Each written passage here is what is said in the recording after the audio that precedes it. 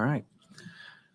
Well, good morning, everyone. My name is Brian Hammond, and I'm the chairman of the Lee County Board of County Commissioners. I'm joined this morning by Commissioner Ray Sandelli, our Sheriff Carmine Marcino, Commissioner Kevin Ruane, our County Manager Dave Harner is here, and our Public Safety Director Ben Abis also has joined me this morning. Well, this is our 8:30 a.m. update on Hurricane Idalia. As you know, overnight, Idalia became a hurricane, and it's actually projected to rapidly intensify later today. They are expecting that the hurricane will make landfall somewhere near the Big Bend of Florida around midday tomorrow. So we'll continue to monitor the forecast, and we encourage you to continue to monitor your local news and your local forecast, and also the forecast of the National Hurricane Center and the National Weather Service. Forecasters, as I mentioned, are calling for rapid intensification, which means it'll go from being a Category 1 storm to over a Category 3 storm in the next 24 hours. That's what they believe will happen. We know that the direct impacts from the storm will pass off of our coast. That's what the forecast says will happen. But we know that we will feel some indirect impacts here in Lee County. So we'll start to see some thunderstorms and some of those squall lines and feeder bands come across our area here later this afternoon. The one thing that we want you to keep in mind is to plan your day around that. So the weather will deteriorate here in Lee County throughout the course of the day. And we want you to also keep in mind that the winds related to this storm that will drive any kind of onshore or coastal flooding in our area will come after the eye has passed by our coast. So when you hear that the eye has passed by our coast, I think all of us will breathe a really nice sigh of relief because we don't want to see that thing come our way. But we need to be aware still that the winds and the direction of the winds at that point could continue to drive potential flooding around our coastal areas. So just be vigilant overnight. And again, stay tuned to your local meteorologist. There is also a lot of storm activity on the south side of the storm, as I mentioned. So we want you to be cautious. Do not go to the beach today. Don't let your children play outside in the rain or the standing water. Of course, you know, there could be germs and bacteria and things in that standing water that you wouldn't want your kids to get infected with. We ask you to stay inside during the heaviest winds of this storm. Don't drive through flooded waters. Your car can stall out very easily. And of course, that's not a situation that you want to find yourself in. And also, tonight's a good night to just stay home. If conditions really deteriorate, it's a good idea to just not go out anywhere if you don't have to tonight. Again, we want to encourage all of our local residents to use common sense. We believe, again, that the forecast will hold, that the hardest part of the storm, the eye of the storm, will pass off of our coast, and that we will see some minor indirect impacts. But just be vigilant, use common sense. We are storm ready. Unfortunately, here in Lee County, we're very experienced with this at this point. So we will get through this, but use your best sense as this thing passes by our way. We also want to remind you of a few things. We do not have any evacuation orders in place for Lee County at this time, and we don't anticipate any evacuation orders for Lee County based on the forecast. To help our residents, though, from the coastal areas or those who might find themselves in housing that they don't feel is very secure, maybe your home is recovering from Hurricane Ian damage and you don't feel like it's strong enough to handle the stronger storms that we'll see later today. Or maybe you're in a trailer or a mobile home that wouldn't stand up well to higher winds. You can go to one of our 2 safe havens. So we opened those up last night at the North Fort Myers Recreation Center and another one at the Estero Recreation Center. Overnight, we saw about 8 people come to the North Fort Myers Center. Right now, we don't have anybody at the Estero Recreation Center, but we are ready there for you should you find yourself in need of a secure place to ride out the storm. We have also arranged for transportation free shuttles through Lee Tran to get you to those safe havens. If you'd like to be connected with that, you can go to our website. It's leegov.com. That's LEEGOV as in Victor.com/storm. That's where you can find a way to get connected to Lee Tran to get those rides. You could also call United Way 211 and they'll help you make arrangements as well with those shuttles.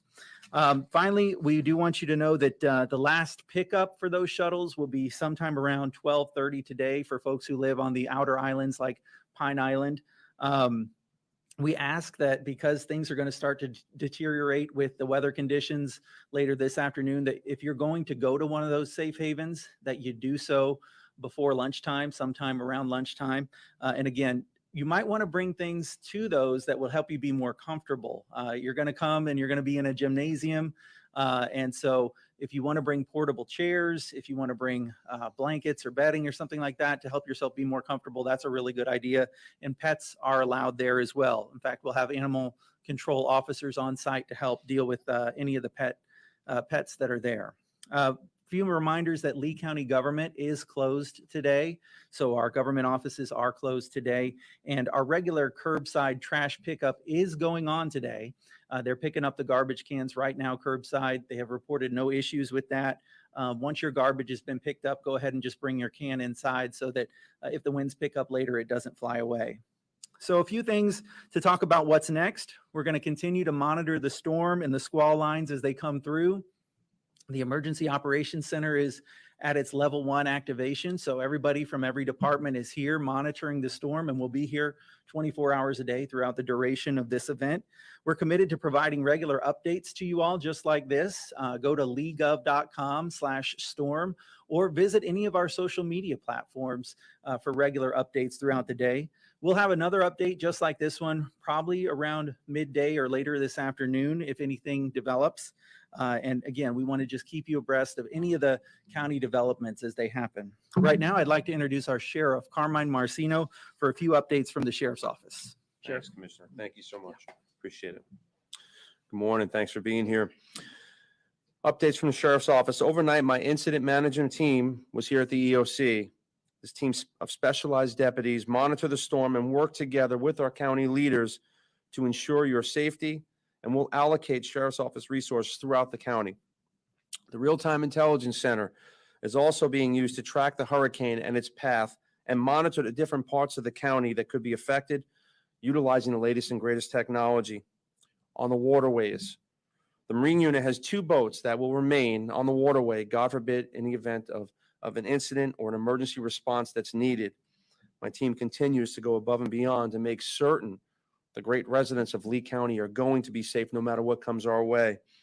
Last night, the Marine Unit made contact with the residents that are living on boats and close to the waterways to ensure they know about the incoming weather and how they can get ready to educate them to be safe during this event. We urge that boaters use extra anchors and seek harborage to get out of the wind. Areas in particular are Pelican Bay at Cayo Costa, Hurricane Pass, San Carlos Bay, behind Fort Myers Beach, and downtown Fort Myers. We've seen how destructive Hurricane Ian can be. Okay, so we want to make sure we're covering all our grounds here. The homeless operations teams, the HOT teams, are working with Human Veteran Services to provide information and guidance for the residents that are transient in our community to help those that don't have the ability to help themselves. Operations are ongoing. We will attempt to contact as many of the residents as possible. Ultimately, we want to make sure you're safe and secure, but ultimately, it's your decision, and accountability starts with you. Safe havens. Lee County Sheriff's Office personnel have been assigned to man the safe havens at Estero and the North Bay Recreation Centers. Ensuring your safety and security while you're there at a safe haven is very important to us. Patrol deputies in each district have been offering information to residents in the flood-prone areas. We are out there everywhere in this county educating people to make certain they know what's coming their way. We've secured our assets. Okay, Lee County Sheriff's Office will also, once this is the most important thing to understand, and this is why we want everyone to pay close attention. Mother Nature's unpredictable. When we sustain a wind of 45 miles per hour, everyone comes off the roadways. That's for our safety and for everyone else's safety, which means when you are in place and the winds hit 45 miles an hour, when you dial 911 and you need fire, EMS, or law enforcement, we're not responding until it's safe. So we want to make sure that you're in a safe place before that event.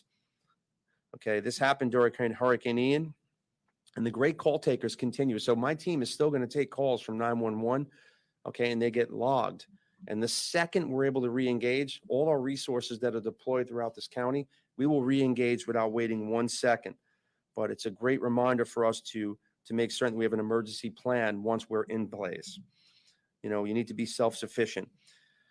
I'll cover this. First of all, Lee County is a beautiful county. The residents are amazing. We have law and order, and people are safe and secure, and their safety is number one and paramount to all of us. I'll take a second, and I'll remind people, okay, with zero tolerance, this is looting, okay? Don't dare make that fatal error and try to loot in one of my great residents' home. I tell you this right now, you walk into someone's home, you're getting carried out. We're preparing for the worst case scenario as a precaution. Our primary goal is always going to be your safety and security. And I can assure you that my team and our team here are ready for anything that comes our way, no matter what it is. Resources are deployed. We'll hope for the best, but we want you to know we're with you every step of the way, and we'll keep bringing you those updates. Thank you so much. Appreciate it. Thank you. Thank you, Commissioner. You know, I know I can speak for the entire Board of County Commissioners when I say thank you to the Sheriff's Office for keeping us safe out there. I also want to thank the folks with different fire districts and fire departments here in town, and the folks who work for Lee County EMS as well. So our first responders are out there ready to serve you and ready to take care of you throughout this storm. And they do so knowing that their families are at home, obviously just like you are watching the storm. So we have a tremendous debt of gratitude to them, to our first responders, and to the people who stayed here overnight monitoring the storm on your behalf as well. We do live in a beautiful county. We live in a county that is rebuilding from Hurricane Ian that hit us just 11 months ago. I couldn't be more proud of the progress we've made so far, and we will make it through this storm again, whatever it sends our way. And with that, I'll take your questions. Commissioner, the decision for the safe areas, was that a board decision? Was that a staff decision? And how did it rise to go that route rather than open shelters in the event that this storm takes some kind of crazy turn?